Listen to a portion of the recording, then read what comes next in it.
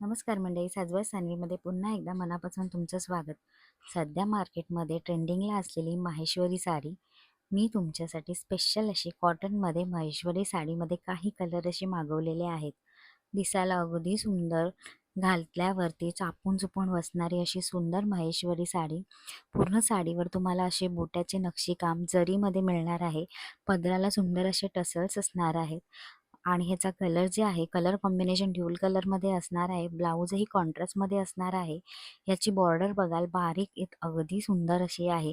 घातल्यावरती तुम्हाला कोणी म्हणणार नाही की ही कॉटनमध्ये महेश्वरी आहे. इतकं सुंदर ह्याचं फॅब्रिक आहे आणि तितकंच सुंदर ह्याच्यावर केलेलं जरी काम आहे.